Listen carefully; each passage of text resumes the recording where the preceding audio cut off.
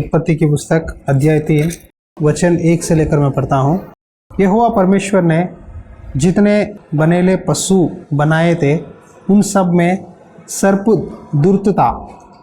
उसने स्त्री से कहा, क्या सच है कि परमेश्वर ने कहा तुम इस वाटिका के किसी वृक्ष का फल न खाना। आज मैं आपके सामने सांप का स्वभाव के बारे में बताना चाहता हूँ। सर्प में क्या है पता है स्पेशलिटी? सर्प में जहर होता है, उसको जल्दी गुस्सा आ जाता है। गुस्सा आ गया ना, अपने दुश्मन पे हमला कर देता है, अटैक करता है, एक डाल के टेसा देता है कि वो जहर चढ़ के मर जाता है। सर्प ज़्यादा लड़ाई झगड़ा करता है, उसको गुस्सा ज़्यादा आता है और उसके अंदर क्या है पता है, युक्ति निकालता है, दुर्त है, मतलब होशियारी दिखाता है, धोखा देता है। ये सर्प के बारे में जब बोलता हूँ तो मुझे शैतान याद आता है। शैतान जहरीला है, शैतान लोगों को लड़ाइयों में लेके जाता है, झगड़े में लेके जाता है, शैतान गुस्सा दिलवाता है, शैतान आपको धोखा देता है, आपको चुगली करवाता है, ठीक है। आपसे कहता है तू दूसरों को धोखा दे और खुद को धोखा देता है, ठीक है। दो काम करता है शैतान। क्या करता है? दूसरों को आपको प्रेरणा देकर कहता है इसके साथ झूठ बोल, इसको धोखा दे, अपने बातों से आपको मतलब मक्खन लगा के बात करते हैं ना, मक्खन लगा के सौंफ से ऊपर से बात करते हैं, लेकिन पीछे ना आपका विनाश के बारे में सोचते हैं। और ये भी है, सांप के ना दो जबान है, दो जीभ है। कितने हैं सांप के? कितने जीभ है? दो। सामने एक के ऐसा एक जैसा, पीछे दूसरे जैसा, दो जबान सांप का है। सांप क्या करता है पता है? हर समय दो सोच, दो दिमाग, डबल माइंड गेम करता है। डबल माइंड, थोड़ा संसार में, थोड़ा प्रभु में। संडे चर्च में, बाकी के दिनों में सोमवार से शनिवार तक संसार में रहना। थोड़ा पैसा चाहिए, थोड़ा प्रभु चाहिए। इस तरह आधा आधा भक्ति, आधा आधा विश्वास, आधा संसार व्यक्ति, आधा आत्मिक व्यक्ति। ये स्वभाव को सांप का स्वभाव कहते हैं, ठीक है। तो आज कई लोग ना ये शैतान की स्वभाव से ग्रसित है। मसीही लोग, उनको मालूम नहीं है कि उनके अंदर ये सांप का स्वभाव है। तो मैं आपको लक्षण बताऊंगा, ठीक है। जब फीवर हो जाता है तो ना लक्षण होता है क्या है? कमर दर्द आता है, बॉडी में फीवर तेज़ हो जाता है, टेम्परेचर तेज़ होता है, हाथ पैर दुखते हैं, सो जाते हैं, कोई काम नहीं कर सकते। इसी तरह हर एक व्यक्ति में ना कुछ लक्षण होते हैं, कुछ सिम्टम्स होते हैं। वो सिम्टम्स मैं बताऊंगा, आप परख लो क्या आपके अंदर ये है या नहीं। वचन से बताऊंगा। उत्पत्ति अध्याय 3 वचन 1 में लिखा है, परमेश्वर ने जितने बनेले पशु बनाए उन सब में सर्प दूर्त था, मतलब होशियारी दिखाता था। कुछ लोग मैं जानता हूँ, कुछ लोग क्या करते पता है? उनके पास जवाब है लेकिन बस अकल से ना पूछते हैं, क्या यहाँ इस गांव जाने का रास्ता क्या है, ये गांव का नाम क्या है, ये कैसा होता है, ये क्यों करना चाहिए। इस तरह दूसरों को ना जांचने के लिए, परखने के लिए सवाल उठाते हैं। ये शैतान का स्वभाव है। सांप भी क्या किया?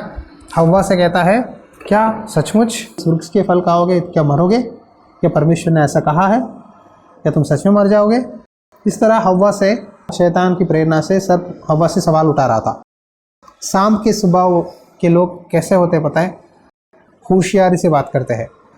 उनके पास जवाब है लेकिन फिर भी ना सवाल उठाते हैं, क्या ऐसा होगा, क्यों ऐसा कहा परमेश्वर ने। ये बातें ना बहुत डेंजर है। प्रभु का वचन कहता है किसी से बोलना है तो डायरेक्टली बोल, घुमा घुमा के मत बोल। घुमा घुमा के बोलोगे तो वहाँ सांप का स्वभाव है। और दूसरी बात है, सांप के अंदर ना मैंने देखा था, उसके अंदर जहर है और वो बहुत गुस्सा करता है, बहुत गुस्सा करता है, इतना गुस्सा करता है। आप वीडियो देखो कभी, आप नेशनल जियोग्राफी में सांप का वीडियोस ना, बड़े बड़े कोबरास ना उड़ उड़ के ना अपना टेस्ट लगाने के लिए, शॉट मारने के लिए उड़ते हैं, बहुत गुस्सा आ जाता है उसको। साउंड करते हैं, साउंड करते हैं, लड़ाई झगड़ा, फ्यूरियस है सांप लड़ाई करने के लिए। कई मसीहों में जब मैं प्रार्थना करता था, कई लोग जो चर्च आते हैं उनके अंदर ना ये सांप का स्वभाव मुझे दिखाई देता है कभी कभी। सांप का स्वभाव, कुछ लोगों की आंखों में सांप का स्वभाव, जब दुष्ट आत्मा से पकड़ता है ना लोगों को, तब भी सांप का चेहरा दिखाई देता है। तो ये सांप बहुत डेंजर है, ये शैतान का प्रतीक है। इसीलिए परमेश्वर ने सांप को श्रापित किया। क्या है पता है? तब यहोवा परमेश्वर ने सर्प से कहा, तूने जो यहाँ किया है इसीलिए तू सब घरेलू पशुओं और सब बनेलू पशुओं से अधिक शापित है। तू पेट के बल चला करेगा और जीवन भर मिट्टी चाटता रहेगा। इसका मतलब पहले सांप को शायद हाथ पैर होते थे, लेकिन जब परमेश्वर ने शापित दिया तो वो पेट के बल से चलेगा और जीवन भर मिट्टी चाटता रहेगा, और परमेश्वर ने उसको शापित किया। ये स्वभाव के साथ जो रहे वो लोग रहते हैं, सांप के स्वभाव के साथ, वो अपने ज़िंदगी में आशीष के बदले श्राप को कमाते हैं। बाइबल में ना 2 भाई ये थे, हाबिल और कैन। कैन ने अपने भाई हाबिल को हत्या कर दिया। क्यों कर दिया पता है? उसके अंदर सांप का स्वभाव था। क्या है वो? परमेश्वर ना हाबिल का बेट ग्रहण कर रहा था और कैन का बेट ग्रहण नहीं कर रहा था। अरे उसकी बलि लेता है परमेश्वर, उसका ऑफरिंग स्वीकार करता है, मेरी ऑफरिंग स्वीकार नहीं करता। गुस्से में, ईर्ष्या के साथ, घमंड के साथ अपने भाई पे ना, तेरा दान परमेश्वर लेता है, मेरा दान नहीं लेता। छोटी सी बात से ना कैन ने अपने भाई हाबिल को मार दिया। इसको सांप का स्वभाव कहते हैं। भजन संहिता 37 वचन 8, क्रोध से परे रह। क्रोध नहीं करना चाहिए। क्रोध मतलब गुस्सा के बाद आने वाला चीज क्रोध है, नफरत। परमेश्वर कहते हैं क्रोध से दूर रह, परे रह, और जलजलाहट को छोड़ दे। मत कुड़, उससे बुरा ही निकलेगा। कुछ लोग ज़्यादा कुड़ते हैं ना। कुड़ना मतलब अंदर अंदर अंदर अंदर चिल्ला, हर समय ना अंदर बक बक बक बक करते रहते हैं। गुस्सा में पीछे बोलते रहते हैं, ऐसा बोलते रहते हैं। कुड़ना नहीं चाहिए। जब आप कुड़ना चालू करोगे तो आपके मुंह में से बुराई निकलता है। अगर किसी के ऊपर गलत लगा, आपको गुस्सा हुआ, उनको प्यार से धीरे धीरे हौली हौली उनको समझाओ कि ये प्रॉब्लम है, ये मिस्टेक है। उसके बावजूद आप पीछा कितना भी गाली दोगे वो पाप ही होगा। नीति वचन 27:3-4, पत्थर तो भारी है, बालू में बोझ है, परंतु मूढ़ का क्रोध उन दोनों से भारी है। पत्थर आपने देखा है कितना वजन होता है, कितना भारी है। बालू मतलब रेता, जब घर बनाने के लिए रेता डलवाते हो लॉरी से, ट्रैक्टर से, कितना वजन होता है। लेकिन वचन कहता है कि परंतु मूढ़ का क्रोध उन दोनों से भी भारी है। हाँ, मूढ़ का क्रोध पत्थर का बोझ से, बालू का बोझ से भी भारी है। और प्रकोप दारा के समान होता है। उसके बाद ना प्रकोप आता है। पहले गुस्सा आता है, हम कुड़कुड़ाते हैं, चिल्लाते हैं। गुस्से में ना लोग चिल्लाते हैं, बहुत चिल्लाते हैं तेजी से। बाद में प्रकोप मतलब ईर्ष्या, किसी के ऊपर ईर्ष्या, चुगली, लड़ाई, झगड़ा, अंदर अंदर अंदर अंदर ना जहर की तरह बन जाता है। ईर्ष्या एक जहर है। ये सारी चीज़ें आदमी में ना आज लोगों को बिगाड़ रहा है। परंतु जब कोई जल उड़ता है तब कौन ठहर सकता है? देखो, एक व्यक्ति गुस्से में bug bug bug bug bug bug चिल्लाते रहे ना, तो उसके आसपास सब लोग वहाँ से दूर चले जाते हैं। क्यों? क्रोध करने वाले से संभाल के रहना है। कहीं गुस्से में वो किसी को मार दे, हानि कर दे, बातों से डांटे, हमला करे चीज़ों से, तो संभल के रहना है। आपके बच्चों के साथ जब बातचीत करते हो ना, ज़्यादा गुस्सा करोगे ना तो बच्चा आपके पास नहीं आएगा। गुस्सा तो करो, लेकिन उनको एक सही तरीके में करो। बच्चे को डांटना है, शिक्षा देना है, लेकिन आपकी गुस्सा बहुत संभल के रहना है। कैसा रहना है पता है? बाइबल में एफिसियों में लिखा है, अध्याय 4 वचन 26 में, गुस्सा कैसा रहना है। गुस्सा नहीं करना चाहिए, थोड़ा सा हल्का से करना चाहिए, लेकिन ज़्यादा करोगे ना बात बिगड़ जाएगा।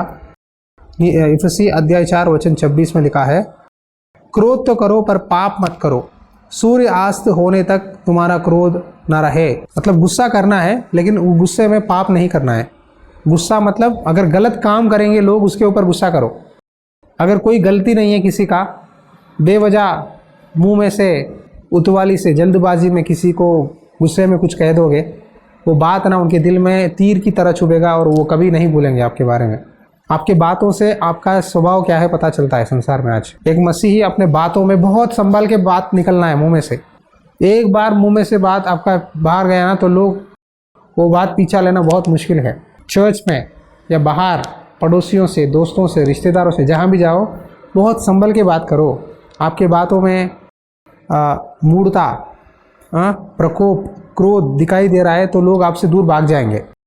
गुस्सा करना है, कब करना है? जब लोग गलत रास्ते पे जाते हैं, गलत करते हैं, आपका नीचा दिखाते हैं, बार बार वही काम करते हैं, उनको अच्छे से वो 1-2 बार बोल रहे हैं, नहीं समझे तो डांटना है। लेवल ऑफ डांटना है, एक इतना लेवल पे, वो लेवल बढ़ गया ना तो पाप में चले जाएगा। कायन ने इतना गुस्सा किया अपने भाई से, उसने अपना भाई को हत्या ही कर दिया, ये पाप है। ठीक है, गुस्से में किसी को मारपीट करना, ठीक है, किसी के साथ वाद विवाद करना, ये पाप है। लेकिन गुस्से में अब एक व्यक्ति गलत कर रहा है तो उसको अच्छी तरह से सिखाओ, वो गलत काम नहीं है। क्रोध करो लेकिन पाप मत करो। अगर आपने किसी को आज डांटा, उस रात बीतने से पहले फिर उसके साथ मेल मिलाप करो, शांति से रहो। अगर आप बच्चों को डांटा, ठीक है, चिल्लाया, तो फिर उनको गले मिलाकर सॉरी बोल के फिर उनसे प्यार करो।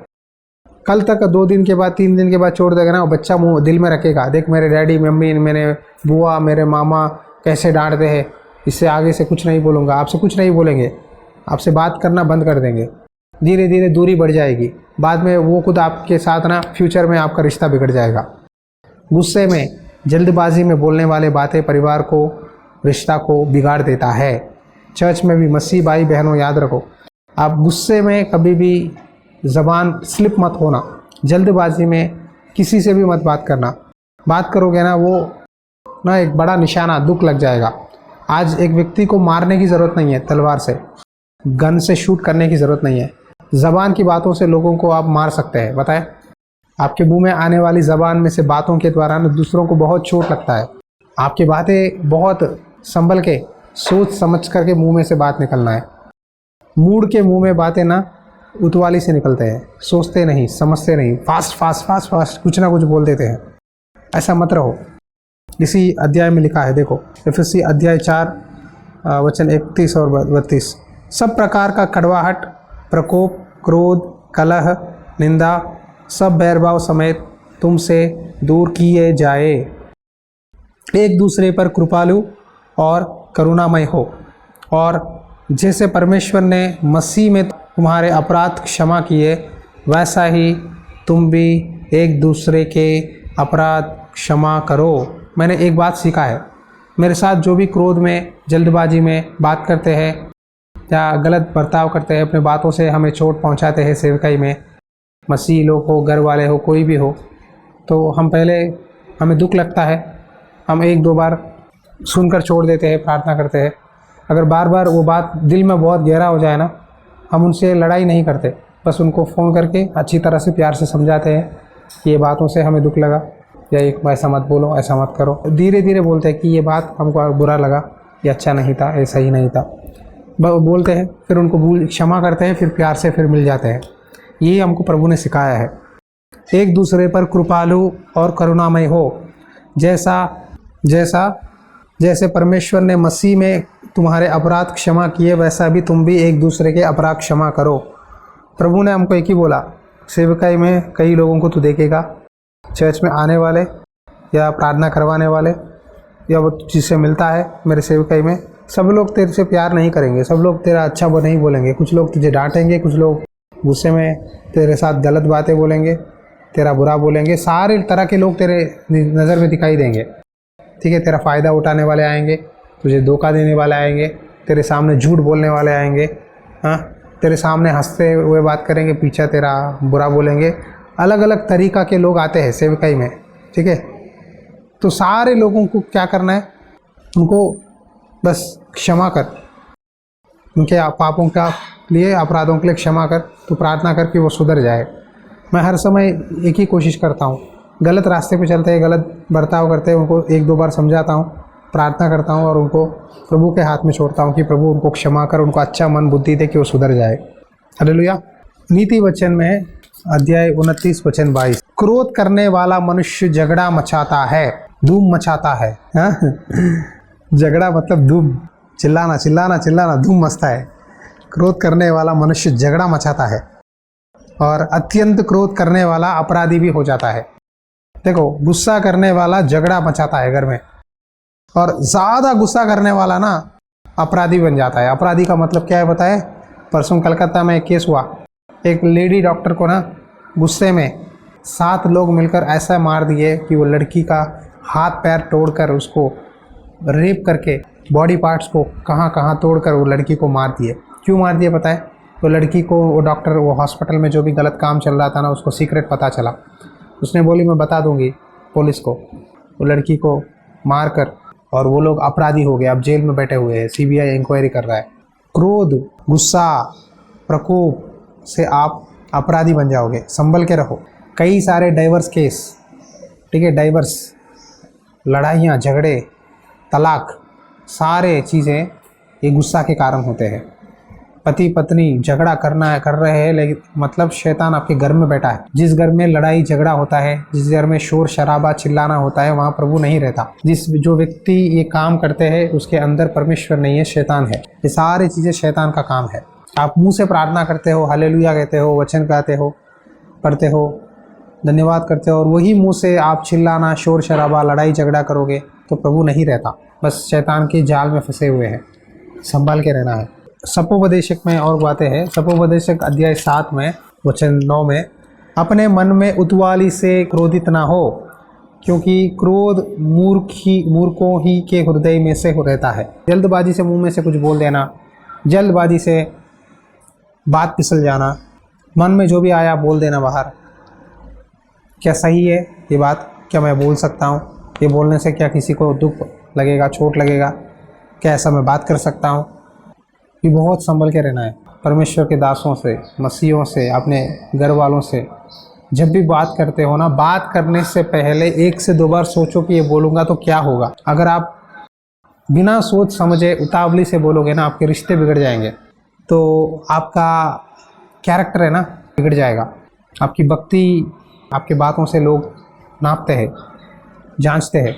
किलो टमाटर डालते हैं ना आप टोकरी में, वहाँ मीटर होता है, मीटर बताता है कि 1.000, तभी आपको किलो का हिसाब पता चलता है। उसी तरह आपकी बातों को ना नाप कर ना लोग आपकी भक्ति का ना टेस्ट करते हैं।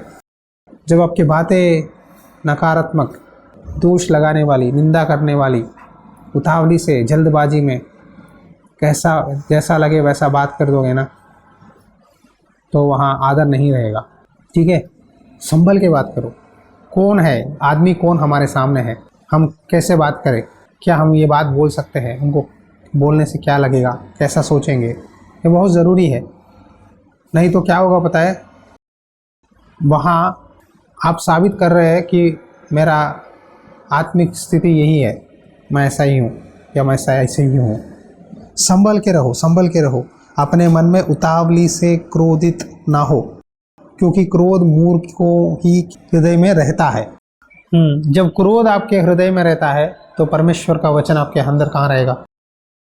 परमेश्वर कैसे बोलेगा आपसे? जहाँ क्रोध है वहाँ परमेश्वर नहीं रहेगा। आज $100 क्वेश्चन क्या है पता है? परमेश्वर की आवाज़ मैं सुन नहीं सकती, परमेश्वर मुझसे क्यों नहीं बात करते, परमेश्वर मुझसे क्यों बोलते नहीं? इसका जवाब यही है, क्रोध, गुस्सा, झगड़ा जहाँ है वहाँ परमेश्वर नहीं रहेगा। जहाँ आदर नहीं करते आप एक दूसरों की, सेवकाई में, चर्च में भी एक मसीही दूसरे मसीही का आदर करना है, मसीही पास्टरों का आदर करना है। जब पास्टर का आदर नहीं करते, विश्वासियों का आदर नहीं करते, जैसा चाहे वैसा पीछे चुगली करते हैं, गलत से बोलते हो, तो वहाँ परमेश्वर आप साइड में रख देगा, इस्तेमाल नहीं करेगा। दया, अनुग्रह, प्यार ये परमेश्वर के बच्चों में रहता है। कई लोग कहते हैं प्रभु ने ऐसा क्यों कर दिया, मैंने क्या किया, मैंने क्या किया, मैं तो अच्छा भक्ति करती हूँ, मैं अच्छा गीत गाती हूँ, मैं अच्छा प्रार्थना करता हूँ, मेरे साथ ही क्यों ऐसा है, मुझे पता नहीं चलता। पता चलने की कोई बात नहीं है। यहाँ क्या लिखा है? देखो, मैंने केवल यह बात पाई है, परमेश्वर ने मनुष्य को सीधा बनाया, परमेश्वर ने आपको सीधा बनाया, लेकिन परंतु उन्होंने बहुत सी युक्तियाँ निकाली है। परमेश्वर ने नहीं बोला कि चुगली कर, क्रोध कर, मूर्खता दिखा, उतवाली से बात कर। परमेश्वर ने नहीं बोला। शैतान के काम जब आप करोगे ना, सीधा नहीं दिखाई देते, भिंगा रहेगा। सीधा है, कैसा है, टेढ़ा है। ओके, तो हमारे बचपन में ना हमारे दोस्त क्या करते थे पता, मैं देखता था, कुत्ते के पूंछ को सीधा करते थे। ठीक है, लकड़ी से मारते थे उसको, धागा बांधते थे रस्सी से, सीधा करने की बहुत कोशिश करते हैं। जितना कोशिश करते हैं ना, फिर वो टेढ़ी बन जाता है। मानो आदमी भी ऐसा ही है। परमेश्वर ने आदमी को सीधा बनाया है, लेकिन आदमी को परमेश्वर इस तरह वचन के द्वारा, कल चर्च के द्वारा, पास्टरों के द्वारा जितना भी वचन बताए, फिर वो अपने युक्ति में टेढ़ा निकल जाते हैं, टेढ़े बन जाते हैं। कुत्ते की पूंछ की तरह आदमी भी टेढ़ा बन जाता है। तुम जो भी बोलो, तुम जैसा भी बोलो, मैं ऐसा ही रहूँगा, मैं गुस्सा बताऊँगा, मैं क्रोध करूँगा। क्या गलती है? बाइबल में लिखा है क्रोध तो करो परंतु पाप मना करो। मैंने किसी का हत्या नहीं किया, गुस्सा ही किया। हाँ जी, सही बात है, गुस्सा किया, लेकिन उस गुस्से में क्या हो रहा है, किसको चोट पहुंच रहा है, किसका दिल दुख रहा है, आपकी उतावली में जो बातें बोलते हैं उसके कारण क्या क्या हो रहा है पीछे, सारे बातें हमें जांचना है।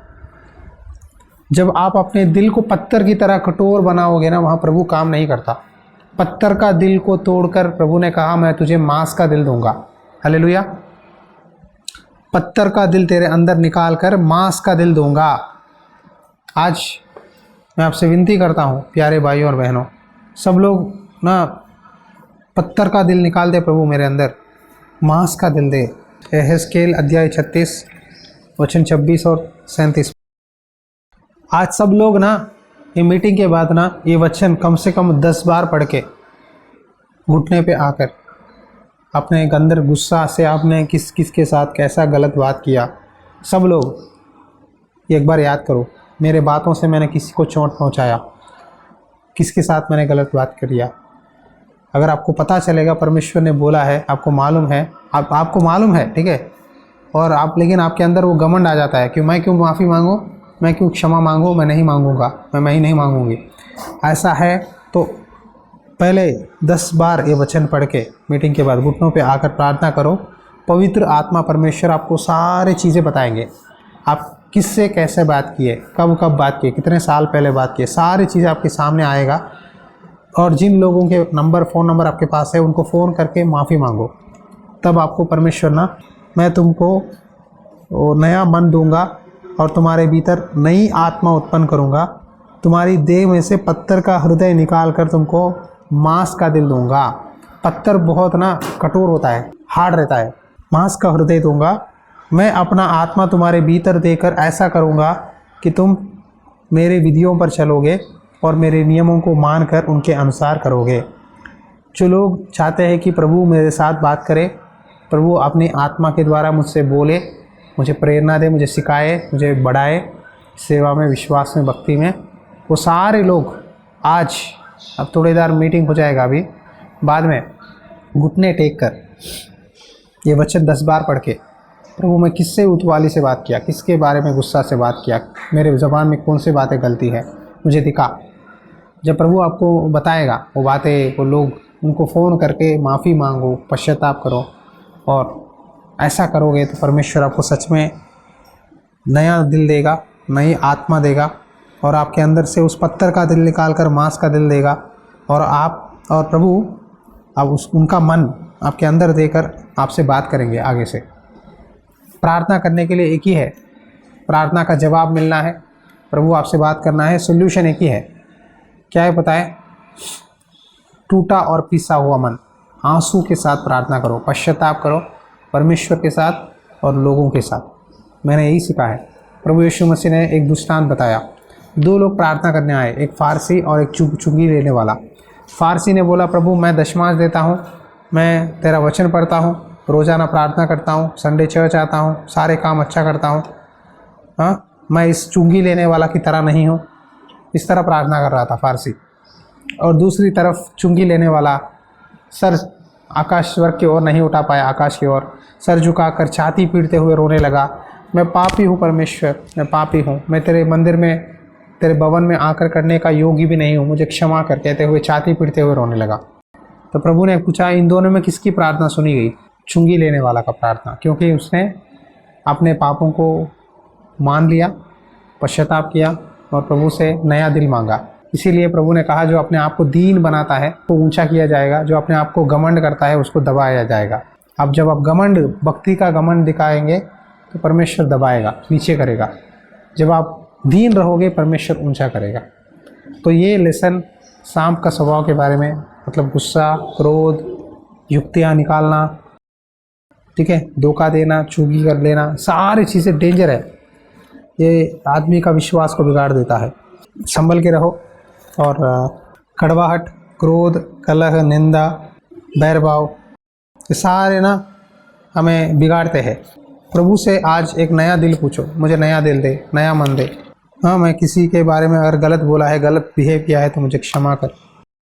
मुझे सबसे प्यार करने के लिए मदद कर यीशु। ऐसा आप प्रार्थना करो। आपको एक बात बताऊं, ये सीक्रेट है। परमेश्वर आपको आशीष देना है, आपको दिखाएगा किससे आप कैसे बात करने लगे, उसके वजह से क्या क्या नतीजा है। तो वो सारे बातें प्रभु दिखाएंगे। तो सारे लोगों को फ़ोन नंबर लो, फ़ोन करो, मुझे सॉरी, मुझे माफ़ करो।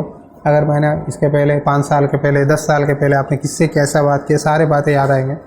बस एक बात, सॉरी, आप कैसे माफ़ी मांगते हैं मेरे बातों से, अगर मैंने आपको छोड़ दिया तो क्षमा करो। वो एक क्षमा की प्रार्थना, क्षमा मांगोगे ना आप। प्रार्थना में प्रभु से मांगते हैं, लेकिन लोगों से भी मांगना है, तब आशीष मिलेगी। मैंने अपने जीवन में सीखा है, ठीक है, मैंने अपने जीवन में सीखा है। जब मैंने प्रभु में विश्वास में आया ना, तब इमीडिएटली आने के बाद थोड़े सालों में अगर मेरे बातों से, मेरे विचार से किसी को मैंने छोड़ दिया, शायद मैं सच्चाई बोलने के लिए, सुसमाचार प्रचार करने के लिए अपने रिश्तेदारों से थोड़ा ज़ोर से बोलने लगा, तब भी मुझे लगा कि शायद मुझे ऐसा बोलना नहीं चाहिए था प्रभु के बारे में थोड़ा ज़ोर से। चलो, उनकी मर्ज़ी है, इतना फोर्स करना नहीं चाहिए था। तो मैं उनको फ़ोन करके सॉरी बोला। उनको बोला कि मुझे सॉरी, आगे से मैं ऐसा नहीं बात करूँगा, आप मुझसे बड़े हैं। मैंने प्रभु का वचन बताने की कोशिश किया, लेकिन आपको गुस्सा आया, तो मैं संभल के रहूँगा। तो सबसे मैंने क्षमा मांगी, अपने माँ बाप से, रिश्तेदारों से। तो वहाँ मैंने ये लेसन सीखा है कि जब भी किसी से बोलना है, संभल के बात करना है। गुस्सा भी आए, उनको समझाना है कि मुझे इस वजह से गुस्सा आया। ड्रामा करना मुझे पसंद नहीं है। अगर किसी पे गुस्सा आया, कोई गलत चला, तो मैं उनको बता देता हूँ कि ये मिस्टेक है, ये गलती है। अपने दिल में रखकर उनके ऊपर ना नफ़रत निकालना, सताना, ये सारी चीज़ें करने से हम प्रभु में दोषी ठहरेंगे। अगर कुछ गलत है तो ये गलत है, अगर गुस्सा आया तो गुस्सा आया। मेरा एक दोस्त था, जब भी उसको गुस्सा आता था किसी के बारे में ना, बहुत अच्छा सा बात करता। गुस्सा आ गया ना, कोई गलत उसके साथ गलत बिहेव करते थे, वो डायरेक्टली जाके बोलता था, आज मुझे तेरे ऊपर गुस्सा आया, तूने ऐसा नहीं बोलना चाहिए था, तूने ऐसा गलत किया। बस सिंपल से बोल देता था, बस 2 बातों में। तो वो लोग इमीडिएट, क्या इसको गुस्सा आ गया मेरे वजह से, तो सॉरी, आगे से हम ऐसा नहीं करेंगे, सॉरी, गलती हो गई, मैं जल्दबाजी में बोल दिया, ऐसा क्षमा करो। ऐसा लोग क्षमा मांगते थे वो लड़के से। क्यों? क्योंकि वो संभल के बोलता था।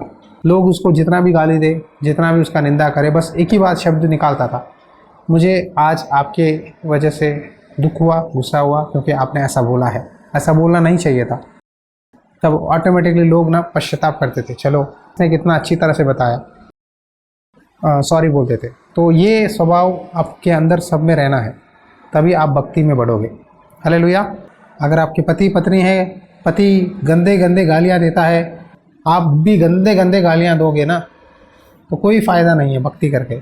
वो बिगड़ा हुआ है, आप भी उसके साथ बात में लाओगे तो आप भी बिगड़ जाओगे। अगर वो बिगड़ा है, आप शांति से बोलो। गुस्सा आएगा आपको, सच है, लेकिन आपको बोलना है कि तेरा चाल अच्छा नहीं है, तू गलत कर रहा है, बस ये बात बोलना है। उसके बावजूद आप संसारिक गालियाँ निकालोगे, लड़ाई करोगे, तो परमेश्वर की आत्मा, जो स्पिरिट, जो प्रार्थना की आत्मा आपके अंदर है, पूरा पीछे बाहर चले जाएगा। आपकी भक्ति, आपकी प्रार्थना, सारा चले जाएगा। एक परमेश्वर के दास ने कहा, मैंने पूरा 3 दिन प्रार्थना किया परमेश्वर की आत्मा से अपने आप को भरने के लिए, अभिषेक से। वो प्रार्थना करने के बाद अचानक से घर गया, मेरी पत्नी से बातचीत हुआ, गुस्से में लड़ाई हुआ, चिड़चिड़ हुआ, एक झगड़ा हुआ, और मेरे अंदर जो पवित्र आत्मा का जो अभिषेक था, जो शांति था, जो खुशी था, पूरा चला गया।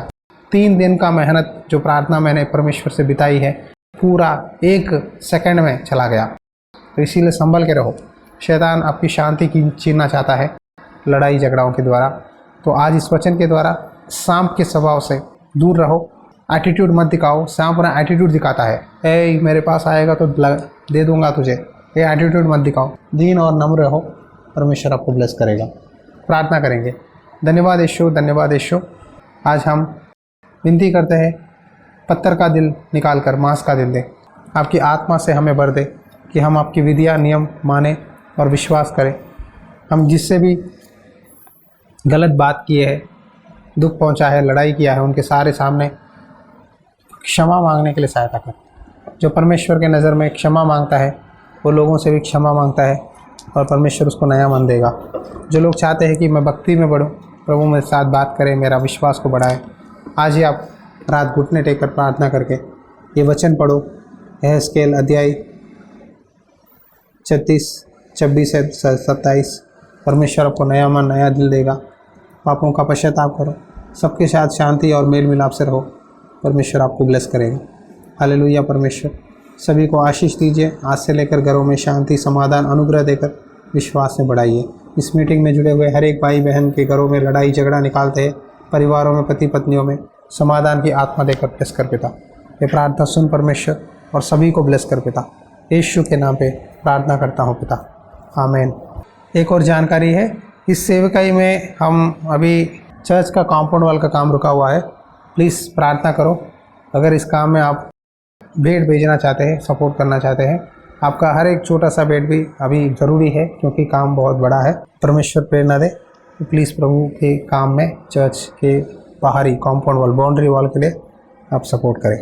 परमेश्वर आपको आशीष दे।